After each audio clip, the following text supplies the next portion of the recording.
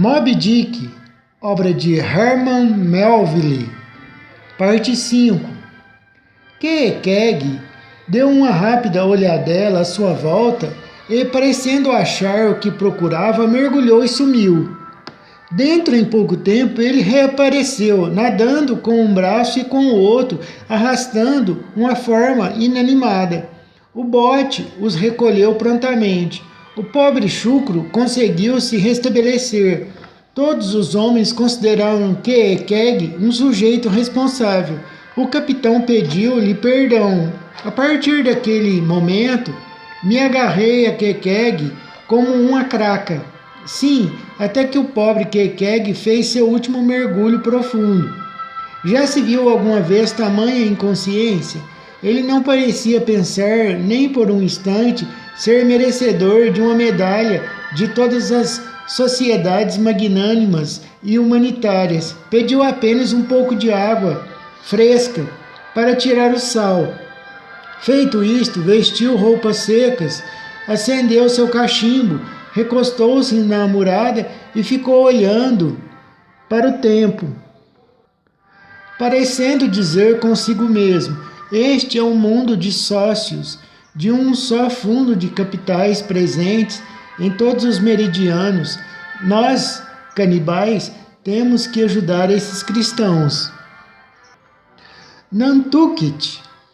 Não aconteceu mais nada digno de nota durante a viagem.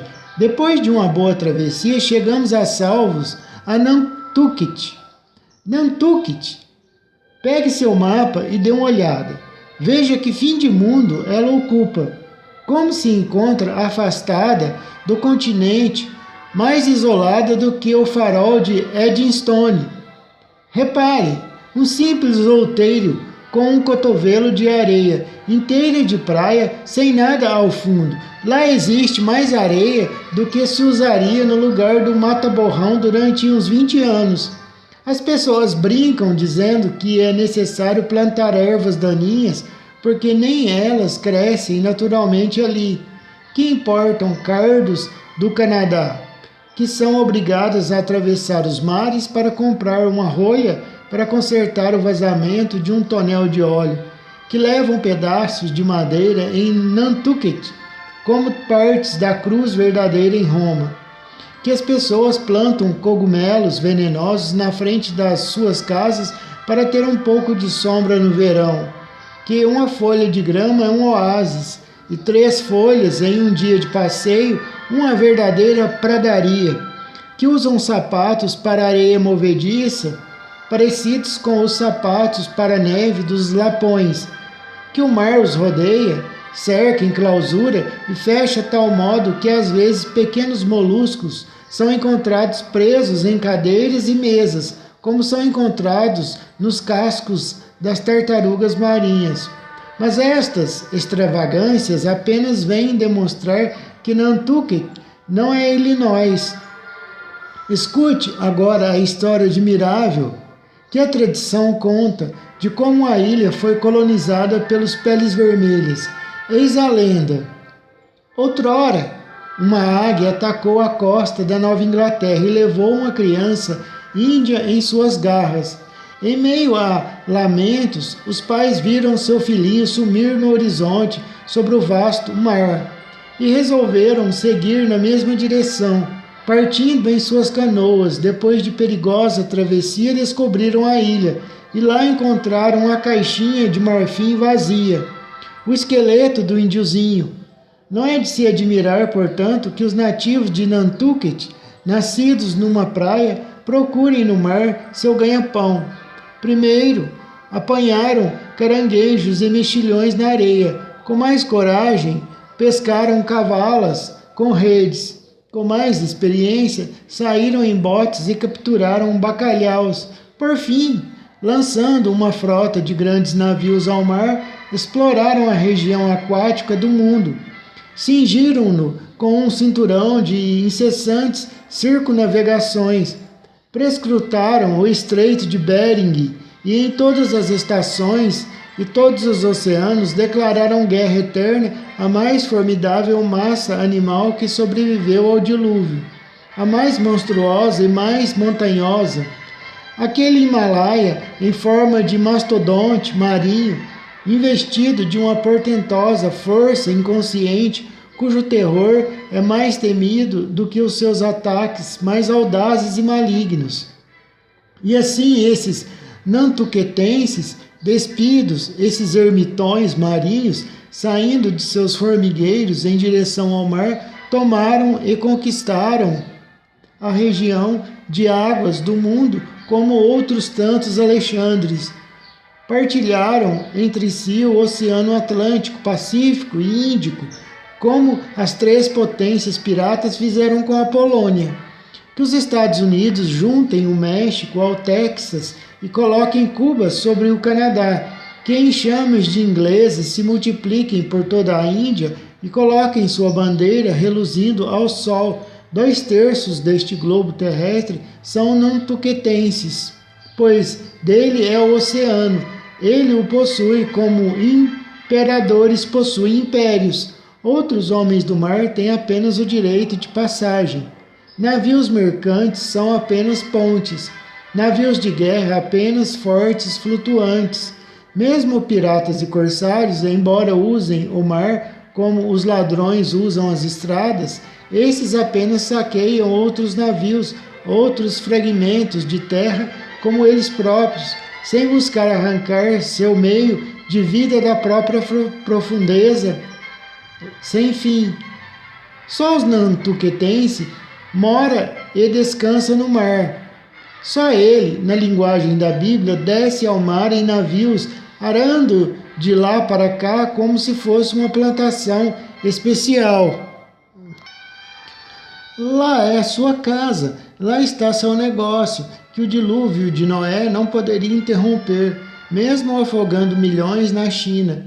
Ele vive no mar como os galos da campina nas campinas, esconde-se nas ondas e nela sobe como os caçadores de camurça nos Alpes. Fica anos sem ver terra. Quando por fim regressa, sente nela um cheiro estranho, mais estranho do que sentiria um homem na lua. Como a gaivota marinha que ao pôr do sol fecha as asas e embala seu sono entre as ondas, assim ao cair da noite, o nantuquetense dobra as velas em mar alto e se deita para descansar, enquanto sob o travesseiro correm manadas de morsas e baleias. Caldeirada. Era bem tarde da noite quando a pequena musgo ancorou tranquilamente e Quequeg, em seu desembaraço, desembarcou. Assim, não pudemos fazer outra coisa a não ser comer e dormir. O proprietário da estalagem do jato nos tinha recomendado seu primo Oséia Russey, dos Caldeirões, que disse ser um dos melhores hotéis em Nantucket. Também nos assegurou que o primo Oséia, como o chamava, era famoso por suas caldeiradas. Em suma, dera claramente a entender que não havia melhor opção do que tentar a caldeiradazinha caseira do Caldeirões. Mas as indicações que nos deu sobre manter um armazém amarelo a este bordo até avistar uma igreja branca, a qual deveríamos manter a bom bordo, depois virar 3 pontos para este bordo numa esquina e perguntar à primeira pessoa que encontrássemos onde ficava o tal lugar. Essa explicação enviesada provocou uma certa confusão, especialmente no princípio, quando Quequeg insistiu que o armazém amarelo, nosso primeiro ponto de partida, devia ficar a bom bordo, ao passo que eu tinha entendido Peter Coffin dizer que ficava a este bordo. Por fim, a força de procurar um pouco no escuro, de acordar de vez em quando um habitante amistoso para perguntar o caminho, chegamos a um ponto que não poderia estar errado. 2 enormes caldeirões de madeira pintados de preto pendiam suspensos pelos aros nos curvatões de um velho mastarel de gávea colocado em frente à velha estrada. Os chifres dos curvatões tinham sido serrados de um lado, fazendo com que o mastro se parecesse, e não pouco, com uma forca. Talvez eu estivesse muito impressionado naquela ocasião, mas não conseguia deixar de olhar para todos os lados. Senti uma espécie de torcicolo de tanto olhar para os lados. Sim, um lado eu olhava e via Kekeg, o outro via a natureza e o pessoal dali.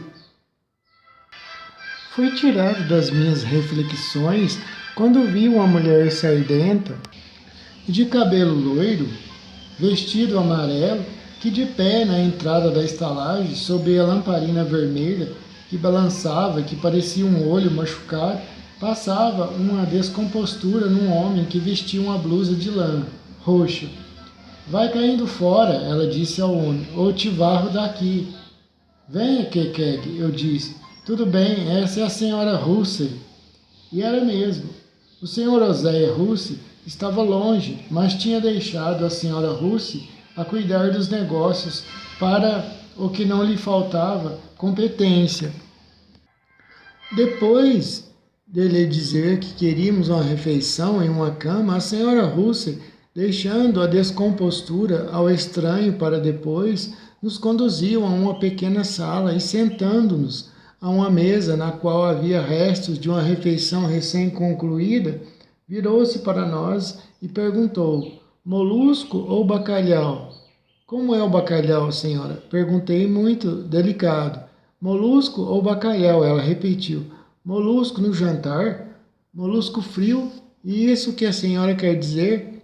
Eu disse, não acha que é uma recepção muito fria e maluca para uma noite de inverno, senhora Russell? Mas, ansiosa por retomar a discussão com o homem de camisa roxa, que esperava na porta, e tendo ouvido apenas a palavra molusco, a senhora Russell correu para a porta aberta que dava para a cozinha e depois de gritar molusco para dois, desapareceu.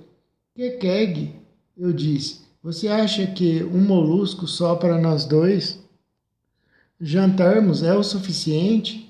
Mas o vapor quente e saboroso vindo da cozinha serviu para arrefecer as nossas apreensões. Quando a caldeirada fumegante entrou, o mistério foi deliciosamente explicado. Ah, queridos amigos, escutem isso. Eram pequenos moluscos suculentos, pouco maiores do que um avelã, misturados com biscoitos do mar amassados e carne de porco salgada, cortada em pedacinhos. Isso era enriquecido com manteiga e temperado generosamente com sal e pimenta. Tendo o nosso apetite aumentado com a viagem gelada e tendo Kekeg visto seu prato favorito diante de si, sem demora devoramos a caldeirada, que era realmente excelente. Depois, reclinando-me por uns instantes e lembrando-me de como a senhora Russell tinha anunciado o molusco, pensei em fazer uma experiência. Aproximando-me da porta da cozinha, disse a palavra bacalhau com grande ênfase e voltei para o meu lugar. Dentro, em pouco, surgiu um vapor saboroso com um aroma diferente e, em boa hora, nos serviram uma caldeirada de bacalhau. Voltamos ao trabalho. Enquanto mergulhávamos as nossas colheres nos pratos, comecei a pensar se aquilo não teria algum efeito sobre a cabeça. Como é mesmo ditado ofensivo sobre pessoas com cabeça de bagre? Olhe, Kekeg, não é uma enguia viva no seu prato? Onde está o seu arpão? Kekeg achou que a brincadeira era verdade, pois arregalou os olhos. O mais piscoso dentre todos os lugares piscosos eram os caldeirões, que bem merecia o nome que tinha, porque em seus caldeirões sempre ferviam caldeiradas. Caldeiradas para o café da manhã, caldeiradas para o almoço e caldeiradas para o jantar, até que você começasse a procurar por espinhas de peixe espetadas em suas roupas. O caminho na frente da casa era pavimentado com conchas de moluscos. A senhora Russell usava um colar polido de vértebra de bacalhau e Oséia Russell encadernava seus livros de contabilidade com pele de tubarão de primeira qualidade. Também o leite tinha um gosto de peixe, sei lá, que eu nem consegui explicar, até que, numa manhã Passeando pela praia, por entre os barcos de pescadores, eu vi a vaca malhada de Oséia Russell se alimentando dos restos de peixe e andando na areia com as patas enfiadas nas cabeças decapitadas de bacalhaus que garanto pareciam chinelos. Terminado o jantar, a senhora Russell nos deu um candeeiro e instruções sobre o caminho mais curto para a cama. Mas quando Keg ia subindo as escadas na minha frente, a dona estendeu o braço e pediu o arpão. Ela não permitia arpões nos quartos. Mas, senhores, vocês vão querer caldeirada de molusco ou de bacalhau para o café da manhã? Ela nos perguntou. Os dois, eu disse, e também um pouco de arenque defumado para variar um pouco. O navio. Na cama discutimos nossos planos para o dia seguinte, mas para minha surpresa e grande apreensão, Keg me fez entender que estivera consultando Iojo. Assim chamava seu pequeno deus negro, e Iojo lhe havia dito 2 ou 3 vezes e insistido muito, de todos os modos possíveis, que ao invés de irmos juntos até a frota de baleeiros no porto e escolhermos juntos nossa embarcação, que em vez disso, Iojo recomendava que a escolha do navio fosse só minha, visto que Iojo continuaria a nos proteger e para nos ajudar já havia optado por um navio que eu, Ishmael, encontraria infalivelmente como se tivesse aparecido por acaso. E naquele navio eu deveria embarcar de pronto, sem, por hora, me preocupar com Keg. Esqueci de dizer que, em muitas coisas, Keg tinha muita confiança na excelência do julgamento e na surpreendente capacidade de adivinhação do seu santo Iojo. Tratava Iojo com muita estima, como um Deus muito bom que talvez desejasse o bem de todos, mas cujos desígnios benevolentes nem sempre se realizavam. Agora, esse plano de Keg, ou melhor, de Iojo, sobre a escolha de nossa embarcação, ele não me agradou em nada.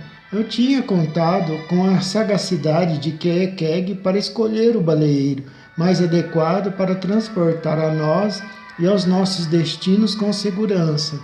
Mas, como todos os meus protestos não tiveram nenhum efeito sobre Keg, fui obrigado a ceder. Assim me preparei para cuidar desse pequeno assunto com energia e vigor, com o intuito de resolvê-lo rapidamente.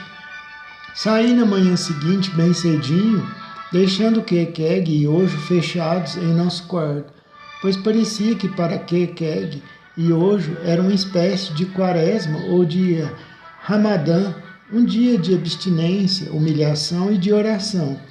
Como era, nunca fiquei sabendo, porque, embora tenha me esforçado muito, nunca consegui entender suas liturgias e seus artigos. Deixei, portanto, Keg jejuando com seu cachimbo e Iojo se esquentando no fogo sacrificial de aparas e dirigi-me ao porto. Depois de dar muitas voltas e fazer muitas perguntas, fiquei sabendo que havia 3 navios prontos para uma viagem de 3 anos. O Mulher do demônio, o Petisco e o Pequod. Não sei a origem do nome Mulher do demônio. Petisco é óbvio, mas quanto a Pequod, você deve lembrar que era o nome da famosa tribo de índios de Massachusetts. Atualmente não existia quanto os antigos medos. Dei uma espiada no Mulher do demônio. De lá fui para o Petisco. Por fim, subi a bordo do Pequod. Olhei à minha volta por uns instantes e decidi que esse era o navio que queria para nós. Uma pessoa pode ter visto muitos navios singulares durante sua vida, de proa quadrada, montanhosos, juncos japoneses, galeotas semelhantes a caixas de manteiga e sei lá mais o que. Mas acredite no que digo, ninguém nunca viu uma preciosidade tão antiga quanto o velho Pequod. Era um navio antigo, antes pequeno do que qualquer coisa. Tinha o aspecto antiquado de um animal de garras, longamente amadurecido e marcado por tufões e calmarias dos 4 oceanos do mundo. Seu velho casco era escurecido como o de um granadeiro francês que tivesse lutado do mesmo modo no Egito e na Sibéria. Sua venerável proa parecia barbada. Seus mastros, feitos em algum lugar da costa do Japão, onde os mastros originais se perderam num temporal, erguiam-se tão aprumados quanto as espinhas dos 3 velhos reis de Colônia. Seu antigo convés era gasto e enrugado, como as lajes da Catedral de Canterbury, veneradas pelos peregrinos, onde Becket sangrou. Mas a essas antiguidades foram acrescentados traços novos e maravilhosos, relativos a proezas realizadas por mais de meio século. O velho capitão Peleg, durante muitos anos, seu capitão antes de comandar uma outra embarcação, e agora aposentado, era um dos principais proprietários do Pequod. Esse velho Peleg, enquanto foi comandante, reforçou sua singularidade original, revestindo o navio com materiais e dispositivos tão peculiares que só podiam ser comparados ao broquel entalhado do Turkil Reich. Estava enfeitado com um imperador bárbaro da Etiópia, com pesados borloques de marfim polido em volta de seu pescoço. Era um troféu, uma embarcação canibal que se enfeitava com ossos dos inimigos. Em toda a volta, sua murada, aberta e sem painéis, era adornada como uma única e contínua mandíbula, com os longos dentes pontiagudos de um cachalote, colocados ali como pinos para segurar seus velhos músculos e tendões de cânhamo. Tais músculos não corriam por entre meras roldanas de madeira nativa, mas viajavam velozmente por entre peças de marfim marinho, escarnecendo da clássica roda de torniquete em seu admirável timão, exibia uma cana de leme em seu lugar. Mas a cana de leme era lavrada numa só peça, curiosamente entalhada na maxila longa e estreita de seu inimigo natural. O timoneiro que manobrasse aquela cana numa tempestade sentir-se-ia como Tártaro, quando este freia seu corcel arisco, segurando-o pelos dentes. Um navio nobre, mas de certa forma melancólico. Todas as coisas nobres têm esse toque. Ora, quando procurei no tombadilho por um oficial para me oferecer como candidato à viagem, de início não vi ninguém, mas não pude deixar de perceber um tipo curioso de tenda, ou melhor, Wigan, armada atrás do mastro grande. Parecia uma dessas construções temporárias que se encontram nos portos. Tinha a forma de um cone, com cerca de 3 metros de altura, feita com enormes pranchas flexíveis de ossos pretos, retirados do meio e da parte superior do maxilar da baleia franca. Com as largas pontas fixadas no convés, as pranchas se juntavam, formando um círculo, uma apoiada sobre a outra, unindo-se no cume que formava um tufo, no qual saíam fibras soltas e peludas que balançavam como o topete da cabeça de um velho sachem. Uma abertura triangular voltada para a proa do navio dava uma visão completa da proa para quem estivesse dentro da tenda. Veja bem, um pouco escondida naquela edificação estranha, encontrei por fim uma pessoa que pelo aspecto parecia ter autoridade e que, sendo meio-dia, com o trabalho suspenso a bordo, aproveitava o descanso das agruras do comando. Estava sentado numa velha cadeira de carvalho com curiosas incrustações. O assento era feito de uma trama sólida, do mesmo material elástico usado para a construção do Wigan. Não havia nada de muito singular, talvez no aspecto do homem idoso que vi. Era moreno e bronzeado, como a maior parte dos velhos marinheiros, e vestia-se com a pesada roupa azul de piloto, cortada em estilo quacre. Ao redor dos olhos percebia-se uma rede muito fina, quase microscópica, de pequenas rugas, que devem ter surgido durante suas viagens com tempestades contínuas, tendo o rosto sempre voltado ao vento. Microscópica. Por essa razão, os músculos em volta dos olhos se contraíam. Essas rugas em volta dos olhos são muito eficazes para lançar olhares mal-humorados. E o capitão do Pequod? Cadê? Perguntei, dirigindo-me à porta da barraca. Supondo que eu seja o capitão do Pequod, o que deseja, senhor? Perguntou o homem. Desejo embarcar. Desejas embarcar? Vejas, reparo que não és de Nantucket. Já estiveste a bordo de uma baleeira? Não, senhor. Nunca estive. Não sabes nada sobre pescar baleias? Ousaria dizer, hein? Nada, senhor, mas posso aprender depressa. Já fiz várias viagens na marinha mercante e acredito que se dane a marinha mercante. Não me venha com esse calão. Vês esta perna? Veja, arranquei-la-ei do teu corpo se falares em marinha mercante mais uma vez. Era essa que faltava, marinha mercante. Imagino que te orgulhes por ter servido em navios mercantes, mas por que, homem, desejas ir à pesca de baleias, hein? Não parece um pouco suspeito, hein? Não és pirata, não? Não roubaste o teu último capitão, não? Não pensas em matar os oficiais quando chegares ao mar?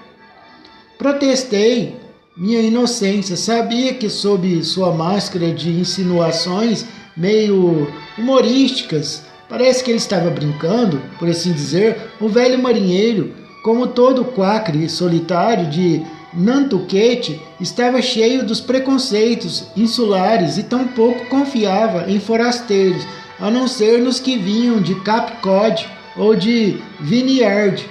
Mas o que te leva à pesca de baleias? Quero saber antes que embarques, ele me perguntou. Bem, senhor, quero ver como é a pesca de baleias, eu quero ver o mundo. Ah, queres ver como é a pesca de baleias, não é? Já deste uma olhada no capitão Ahab? Quem é o capitão Ahab, senhor? Ai, ai, ai.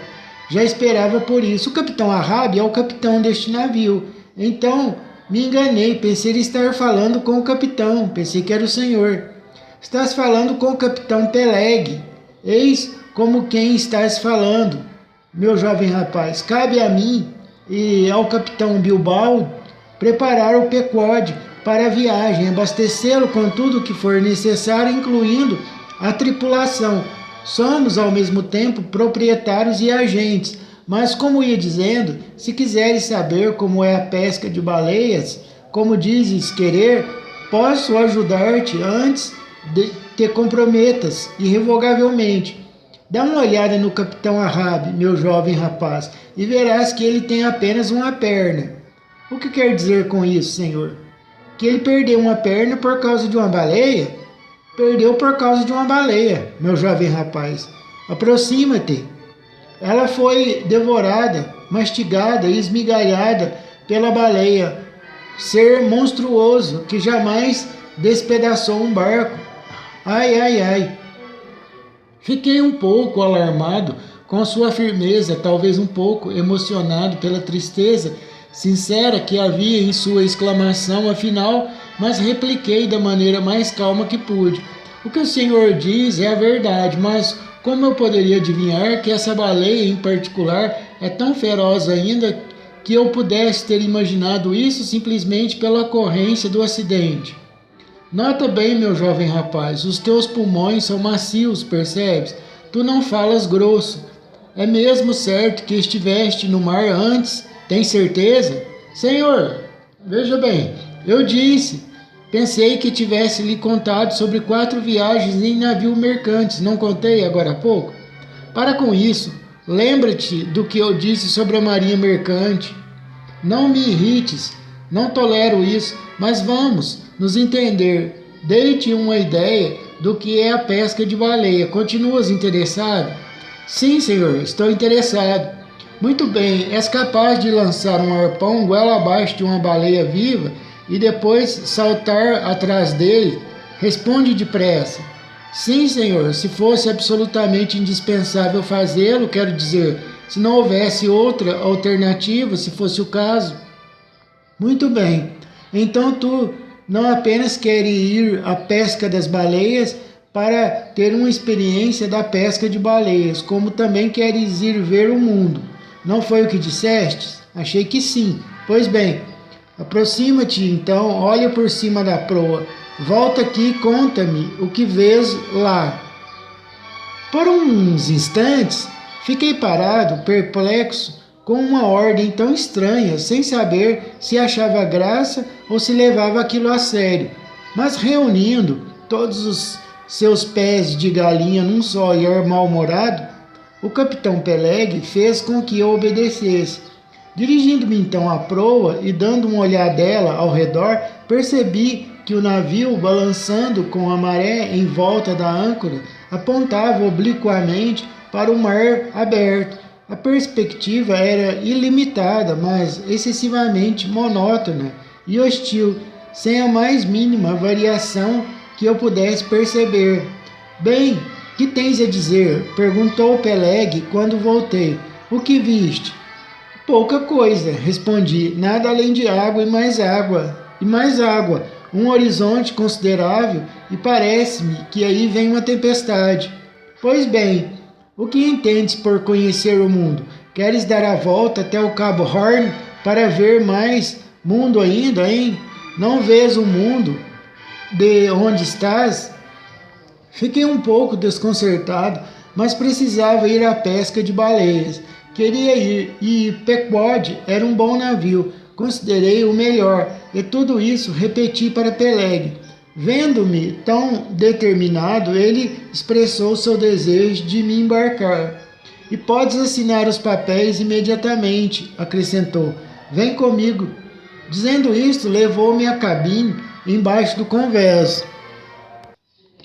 Sentado sobre o painel de popa estava uma pessoa que me pareceu surpreendente e pouco comum. Era o capitão Bildad, que junto com o capitão Peleg era um dos principais acionistas da embarcação. As ações restantes, como ocorre em geral nos portos, estavam distribuídas por uma multidão de pensionistas, viúvas, órfãos e oficiais da justiça. Cada um possuía aproximadamente o valor de um pedaço de madeira ou 1 metro de uma tábua ou ainda uns 2 pregos do navio. O povo de Nantucket investe seu dinheiro em navios baleeiros do mesmo modo que você investe o seu em ações garantidas pelo Estado, que rendem bons juros. Ora, Bildad, assim como Peleg e muitos outros moradores de Nantucket, era um quacre, uma vez que a ilha havia sido originalmente colonizada por essa seita, e até hoje seus habitantes guardam em grande medida as peculiaridades dos quacres, modificadas às vezes por influência de elementos exteriores e heterogêneos. Alguns desses quacres são os mais sanguinários de todos os marinheiros e caçadores de baleias. São quacres guerreiros, são quacres vingadores. Entre eles há alguns que usam nomes das escrituras, um hábito bastante comum na ilha, e que durante a infância assimilaram os tratamentos dramáticos que tu e vós do idioma quacre. Além disso, por suas aventuras corajosas, intrépidas e audaciosas de vidas subsequentes, 1000 traços de caráter juntam-se de forma singular a essas características insuperáveis, traços dignos de um rei dos mares escandinavo ou de um poeta da Roma pagã. Quando essas coisas se unem num homem de força excepcional, com um cérebro globular e um coração equilibrado, que graças à imobilidade e isolamento de muitas vigílias noturnas em águas remotas, sob constelações jamais vistas no hemisfério norte, foi levado a pensar de forma independente e autônoma, e que recebeu as impressões suave ou selvagens da natureza de seu próprio seio virgem e confiante, e aprendeu por meio delas, principalmente, mas com o auxílio de certas vantagens acidentais, a língua elevada, corajosa e altiva. Então esse homem se torna único em toda a população de um país, uma poderosa e admirável criatura, talhada para as nobres tragédias. Autônoma. Não deve ser menosprezado sob o ponto de vista dramático, se por nascimento ou por outras circunstâncias ele parece dominado por uma morbidez involuntária em sua natureza profunda, porque todos os grandes homens trágicos são criados com uma certa morbidez. Mas tenha certeza disso, ó ambição juvenil. Toda grandeza mortal é apenas doença, mas por ora não nos ocupemos de tal homem, mas de um outro. Um homem que, apesar de estranho, é apenas o resultado de uma característica quacre modificada por circunstâncias individuais. Tal como o capitão Peleg, o capitão Bildade era um próspero baleeiro aposentado.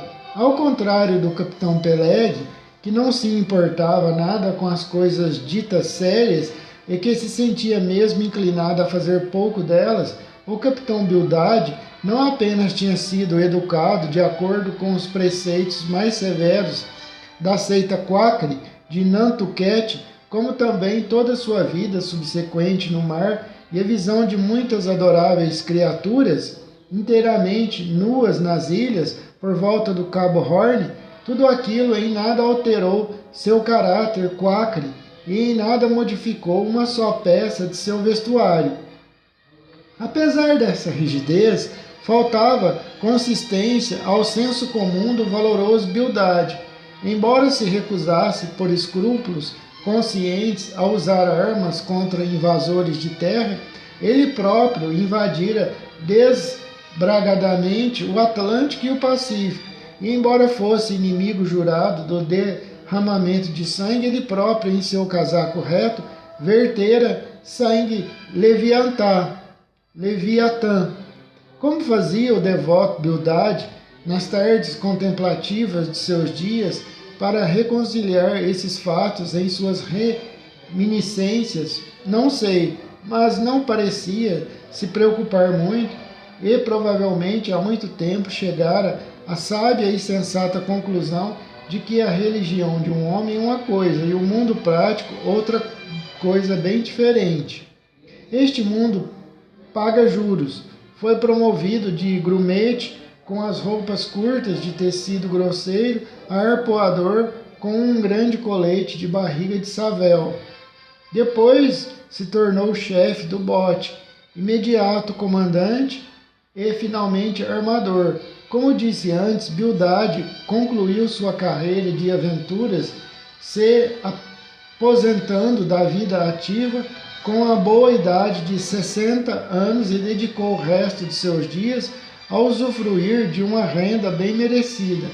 Mas, lamento dizê-lo, Bildade tinha fama de ser um avarento incorrigível e de ter sido, no tempo em que ia ao mar, um chefe implacável e severo.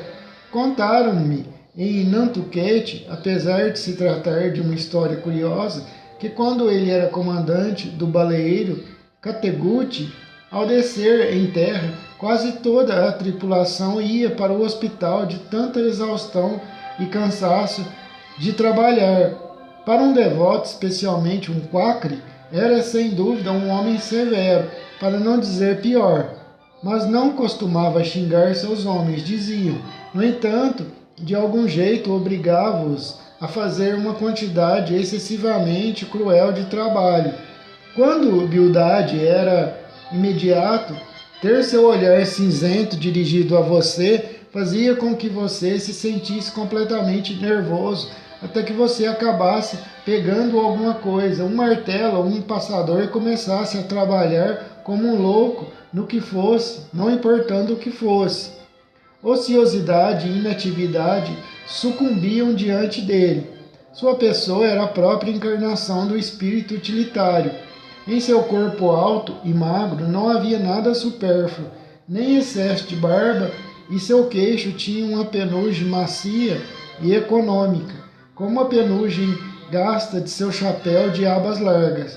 Assim era a pessoa que via no painel de popa quando seguiu o capitão Peleg até a cabine. O espaço entre as duas cobertas era pequeno. O velho Bildad estava lá sentado, ereto e sem se encostar como sempre, para economizar o fraque, claro. Seu grande chapéu estava ao lado, as pernas rigidamente cruzadas, sua vestimenta de lã grossa abotoada até o pescoço, com os óculos no nariz, parecia absorto na leitura de um livro imenso. Bildad, gritou o capitão Peleg. Bildad, de novo. Bildad, hein?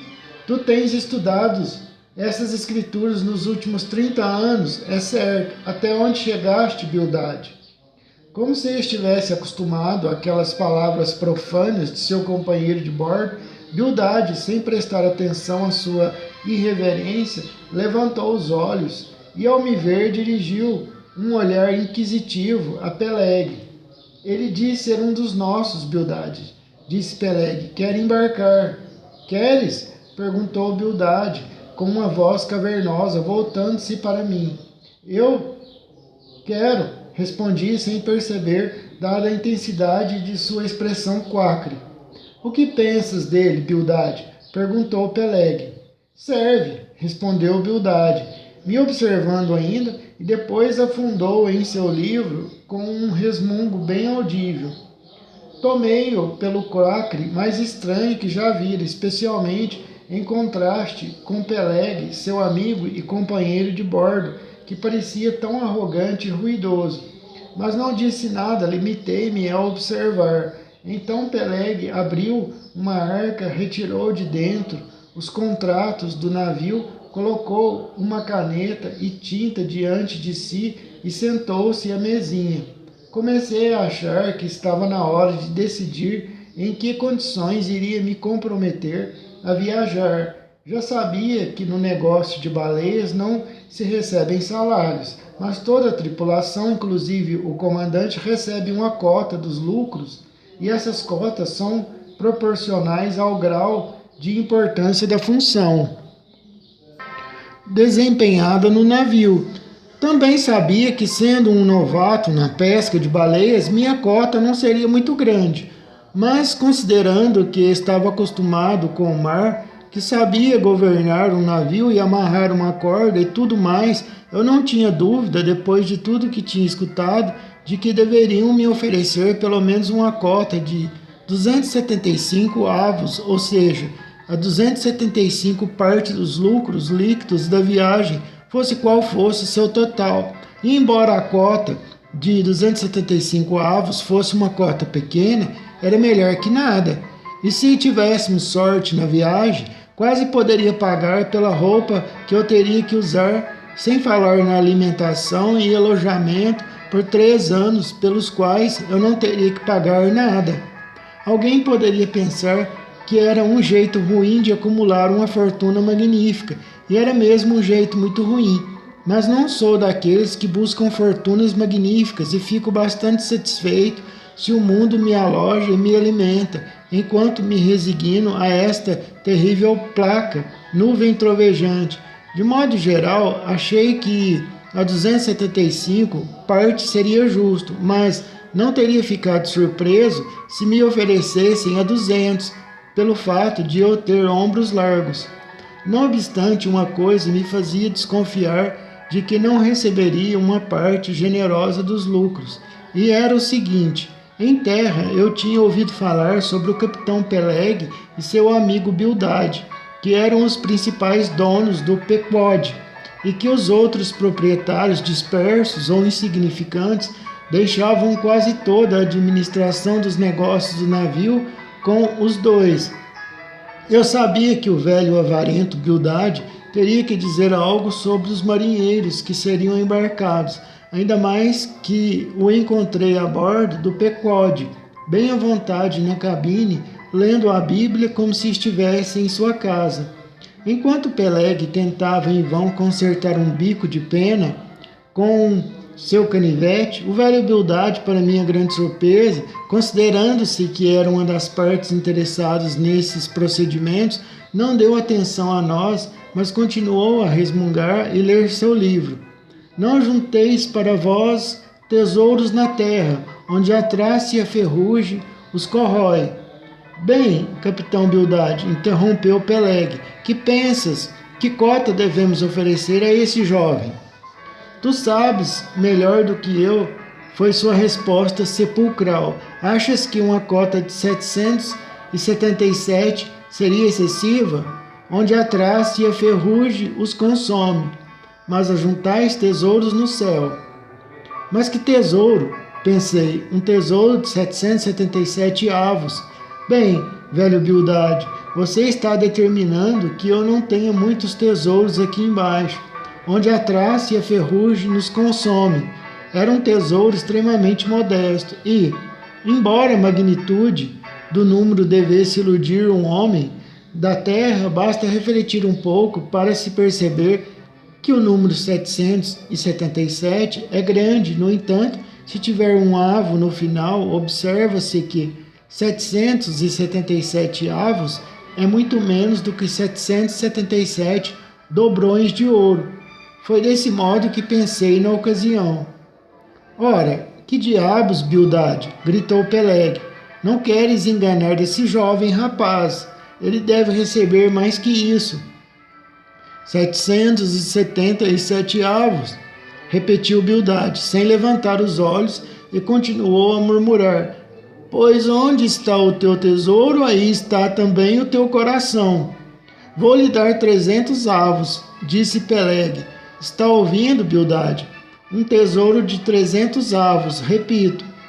Bildade abaixou seu livro, virou-se para ele e disse, Capitão Peleg, tens um coração generoso, mas deves considerar os teus deveres para com os outros proprietários deste navio, viúvas e órfãos, em sua maioria, e se recompensarmos em excesso o trabalho deste jovem rapaz, estaremos claramente tirando o pão dessas viúvas e órfãos. 777 avos, capitão Peleg. Bildade, rugiu Peleg, levantando-se e andando pela cabine. Que os diabos te carreguem, capitão Bildade. Se eu tivesse seguido os teus conselhos, teria agora a consciência tão pesada que afundaria o maior navio que já navegou por todo o Cabo Horn. Capitão Peleg, disse Bildade com firmeza, não sei se a tua consciência pode aguentar 10 polegadas ou 10 braços de água, mas como insiste em ser impenitente, Capitão Peleg, receio que tua consciência termine por afundar-te até o quinto dos infernos. Quinto dos infernos. Quinto dos infernos. Tu estás me insultando, homem. Passando dos limites, me insultando. É uma verdadeira ofensa dizer a uma pessoa que ela vai para o inferno. Raios e trovões, Bildade. Repete isso e eu sou capaz de engolir uma cabra viva. Chifre e tudo, para fora da cabine, hipócrita. Filho da mãe, sai daí. Enquanto clamava estas coisas, lançou-se contra Bildade, mas este, com uma destreza maravilhosa, conseguiu evitá-lo. Alarmado por esta terrível explosão entre os dois principais responsáveis e proprietários do navio, e sentindo-me tentado a desistir de embarcar num navio cujos armadores comandavam de modo tão problemático e atabalhoado o navio, afastei-me da porta para dar passagem a Bildade, que eu tinha certeza que iria desaparecer diante da fúria que despertara em Peleg. Mas, para minha surpresa, sentou-se calmamente outra vez no painel de popa e não parecia ter a menor intenção de se retirar. Parecia estar acostumado à impenitência e aos modos de Peleg. Quando Peleg, depois soltar toda a sua raiva, parecia tê-la esgotado e também se sentou como um cordeirinho, embora ainda se crispasse um pouco de nervosismo. Assobiou por fim. Creio que a tempestade se foi como o vento. Bildade, eras bom em afiar lanças. Podes consertar esta minha pena? Meu canivete está cego. Aqui está. Obrigado, Bildade. Pois bem, meu jovem rapaz, o teu nome é Ismael. Não foi o que disseste? Muito bem, vais conosco, Ismael, com uma cota de 300 avos. Capitão Peleg, eu disse, eu tenho um amigo que também quer embarcar. Posso trazê-lo amanhã? Disse Bildade. Com certeza, respondeu Peleg. Trazei-o e veremos. Que cota ele vai querer? Resmungou Bildade, levantando os olhos do livro no qual havia se enterrado. Oh, não te preocupes com isso, Bildade, disse Peleg. Ele já esteve na pesca de baleias? Perguntou-se, virando para mim. Matou tantas baleias que nem sei contar, Capitão Peleg. Trazei-o aqui então.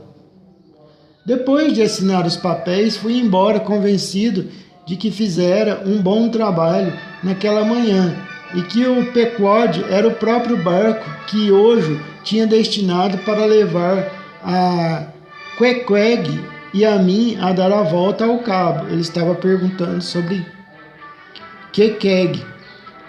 Estava perguntando ao Ismael, o capitão. Ele perguntou se poderia trazer um amigo. Mas eu não tinha ido muito longe quando comecei a pensar que ainda não vira o capitão com quem viajaria. Embora não raro aconteça que um baleeiro seja preparado e receba sua tripulação a bordo antes que o capitão apareça para comandar. Isto porque algumas viagens são tão longas e os intervalos em terra tão breves que o capitão, se ele tiver uma família ou algum interesse desse tipo para ocupá-lo, não se preocupará com o navio no porto, deixando-o com os proprietários até que esteja pronto para ir ao mar. Contudo, é sempre bom conhecê-lo antes de se entregar irrevogavelmente em suas mãos. Voltei e me aproximei do capitão Peleg, perguntando-lhe onde poderia encontrar o capitão Ahab. E o que queres com o capitão Ahab? Já está tudo certo, irás embarcar, sim, mas gostaria de vê-lo, eu lhe disse. Não creio que poderás vê-lo no momento. Não sei o que há com ele, mas se mantém fechado dentro de casa, uma espécie de doença, embora não aparente. Na verdade, não está doente, mas também não está muito bem. De qualquer modo, meu jovem rapaz, ele não quer receber a mim, portanto não creio que vá receber a ti. É um homem estranho, capitão Ahab. É o que dizem, mas é uma boa pessoa. Me sugeriu isso aqui, uma depressão interessante. Já 150 anos atrás, quando foi escrito esse livro, as pessoas ficavam tristes, assim, isoladas. Me sugere aqui algo relacionado à depressão. Ora, hás de gostar dele. Não tenhas medo, é um homem grande, não é religioso, parece um deus, o capitão Ahab. Não fala muito, mas quando fala é melhor ouvi-lo. Presta atenção, Ahab é uma pessoa fora do comum.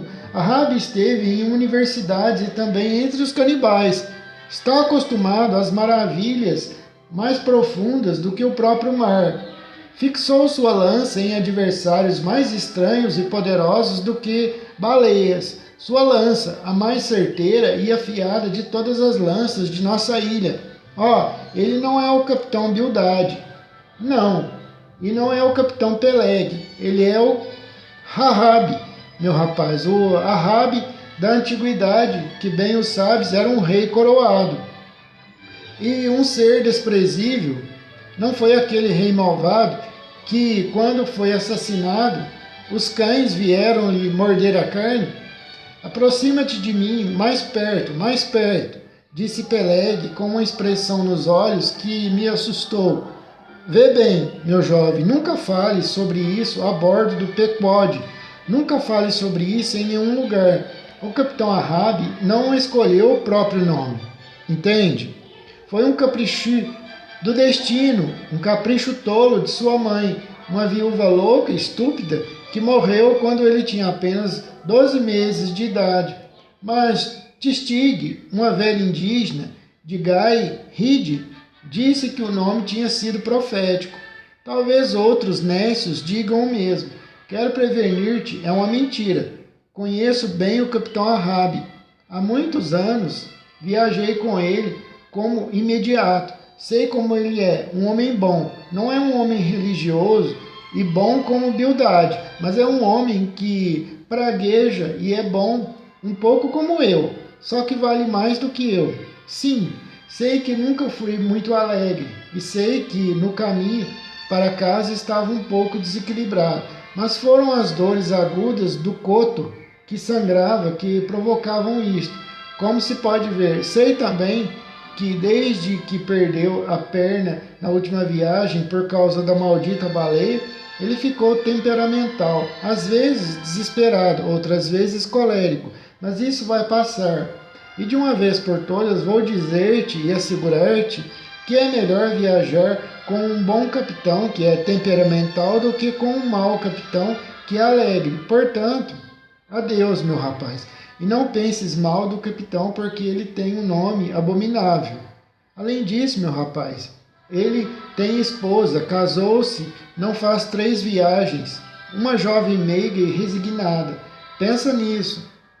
Com essa moça meiga, o velho capitão tem uma criança. Podes pensar que há alguma maldade irremediável em Ahab? Não, meu rapaz, por muito que tenha sido agredido e que tenha sofrido, Ahab conserva seu lado humano.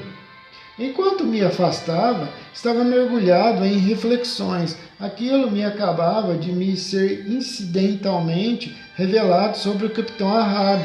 Me encheu de uma espécie de pena vaga e incontida. Naquela ocasião, senti compaixão e tristeza por ele, mas não por outra razão senão a perda cruel de sua perna. Mas também senti um estranho temor, um temor que não sei descrever, que não era exatamente temor, não sei o que era, mas senti, e esse sentimento não me afastava do capitão, embora me tornasse impaciente em relação a algo que parecia um mistério, tampouco eu o conhecia. No entanto, minhas reflexões acabaram por tomar um outro rumo, de modo que o misterioso Ahab saiu de meu pensamento. O Ramadã.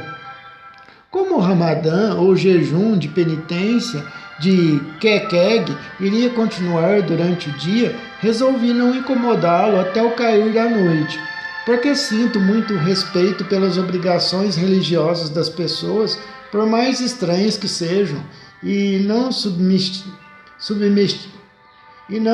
subestimaria nem mesmo uma congregação de formigas adorando um cogumelo, e nem aquelas outras criaturas em certas regiões de nossa terra que, com um grau de servilismo sem precedentes em outros planetas, se curvam em reverência diante do busto de um proprietário de terras, defunto apenas em consideração às incontáveis posses que ainda trazem rendimentos em seu nome. É a minha opinião que nós, bons cristãos presbiterianos, devemos ser caridosos nesses assuntos sem que nos consideremos tão superiores aos outros mortais, pagãos ou sabe lá o que, por conta de suas ideias um tanto desconjuntadas sobre o assunto. Lá estava Kekeg, naquele momento, com as ideias mais absurdas a respeito de Ojo e de seu Ramadã. Mas o que importava? Kekeg achava que sabia o que estava fazendo. Imagino, parecia satisfeito e que assim seja. Toda a nossa argumentação de nada adiantaria. Que assim seja, repito, e que o céu tenha misericórdia de todos nós, presbiterianos ou pagãos, porque estamos todos com a cabeça terrivelmente quebrada, precisando de conserto. Ao entardecer, quando achei que as suas práticas e rituais deveriam ter acabado, subi ao seu quarto e bati à porta, mas ninguém respondeu. Tentei abri-la, mas estava trancada por dentro.